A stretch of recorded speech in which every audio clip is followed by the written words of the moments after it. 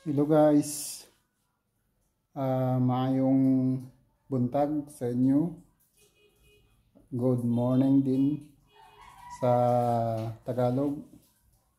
Ngayon guys, ang recipe natin ngayon, gusto nyo bang magkaroon ng healthy food ang inyong mga anak? Ngayon guys, ituturo ko sa inyo paano siya magkaroon tayo ng gulay na healthy na pwede araw-arawin, pwedeng hindi. Ito naman ay makatulong naman to sa ating anak para at least kung ito yung ginagawa natin everyday para doon sa ating maanak na gulay, para laging kumakain ng gulay. Kasi ang gulay pangpahaba ng buhay. Yun guys. Ngayon guys, ang ating ngayon lulutuin ay simple lang.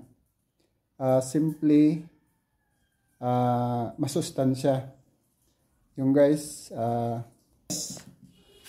ito yung gabi.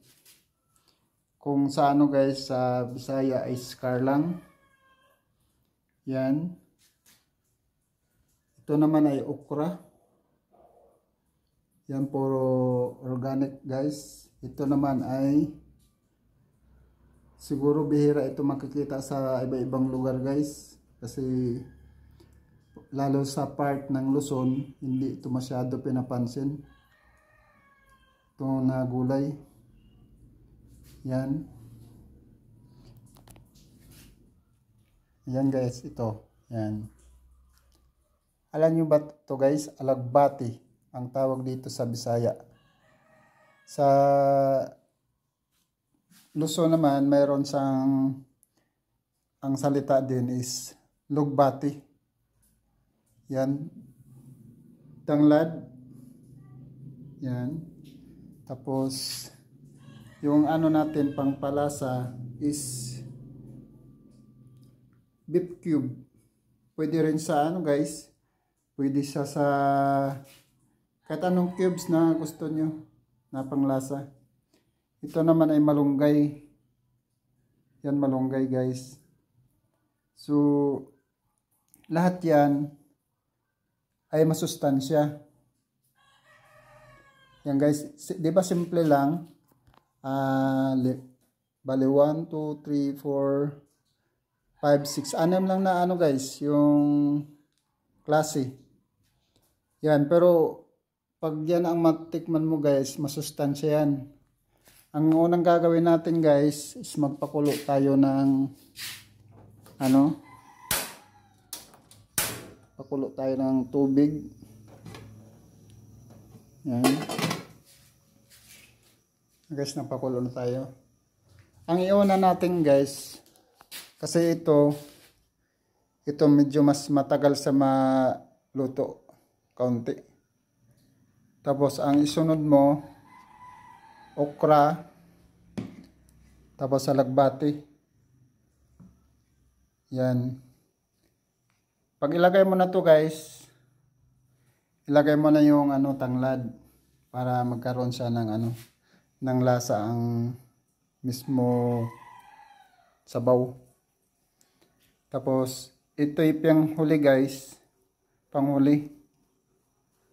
Ito isunod to sa sa lagbati. Lagbati guys. Yan. Napakasimpleng napakasimpleng gulay. Yan, simple siya pero grabe ang sustansya din. Oh. 'Di ba? Saka ba maghanap? Ito ay ang bili ko ay 15 pesos. 2 piraso. Ito naman ay 2 piso. 2 piso. Di 70 na guys. Ang malunggay ay 5 piso. Di 22 na.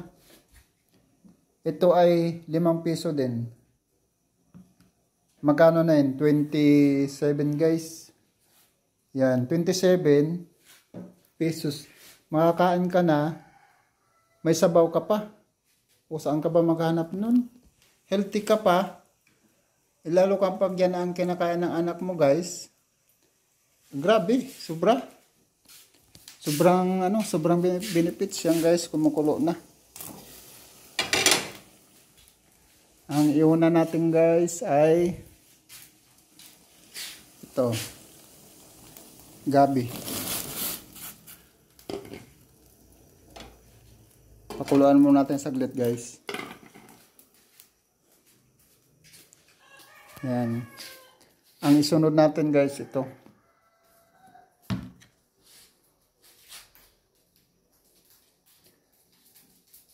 Tanglad muna, guys. Ilagay natin.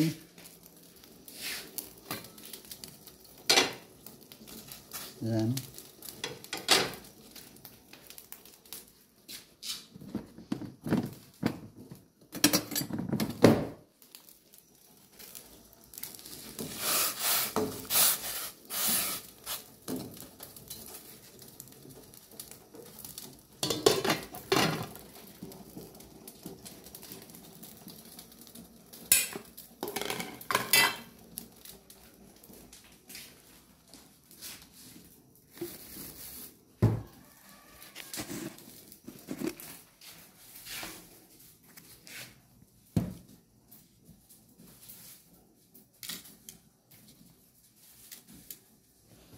Tapos yung asin natin, guys, ganyan na kadami.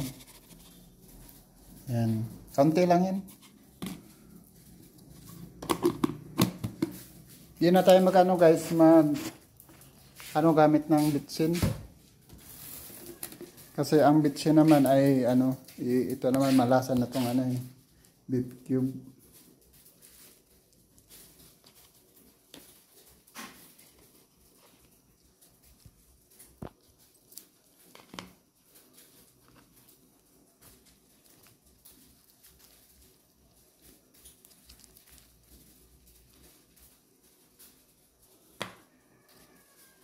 Yan, beef cubes.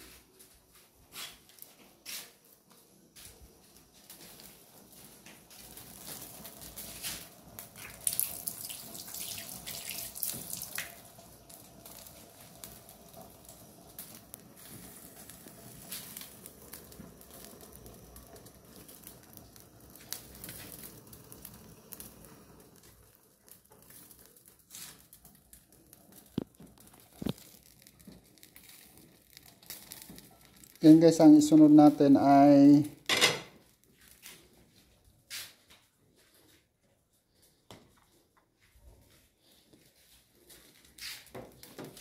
okra. Tapos lagbate.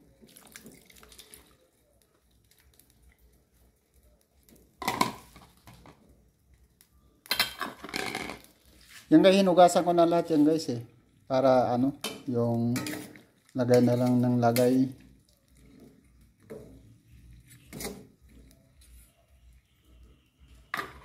Tinan mo kaya, di ba? Sarap.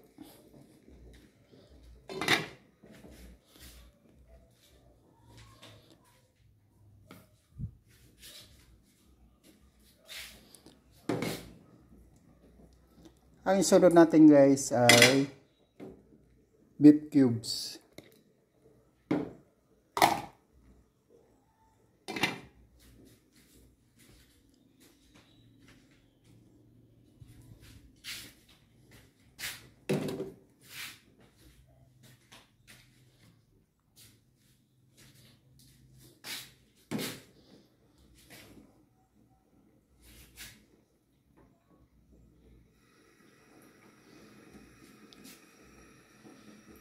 Yung, guys, simple lang ang pagluto ng yung gulay. Gulay na talagang walang walang lahok, guys, na ini isda man lang or tawag nito yung tuyo. Yan. Or dilis man lang na tuyo. Lang, guys, ito lang.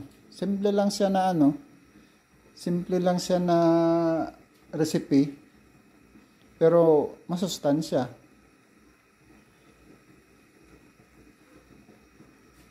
Yan guys. Oh. Diba?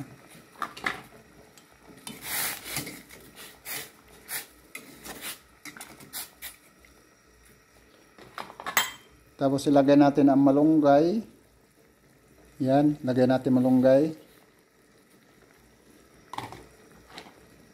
Yan, sustansya. Wow, sarap. Sarap ng gulay na may malunggay.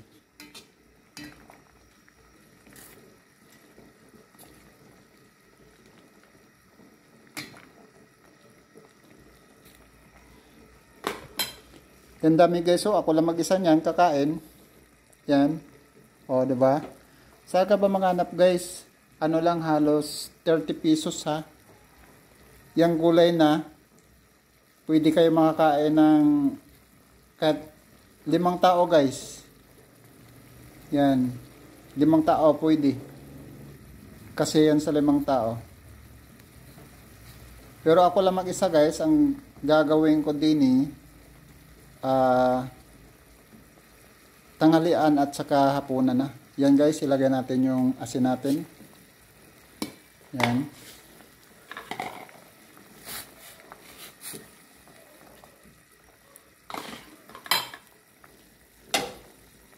Yan, takpan natin guys hanggang maluto siya.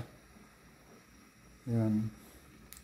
So, ngayon guys, para hindi siya malusak yung malunggay, yan, luto na yan. Ang gagawin natin is patay na natin. Yan. Yan guys ang ano natin. Recipe for today. So guys, maraming salamat kung mayroon kayong natutunan sa ating recipe for today na gulay na simpleng gulay. Yan guys, pwede nyo tong gagawin yung tinuturo ko sa inyo para paano makatulong doon sa anak natin na maging healthy sila.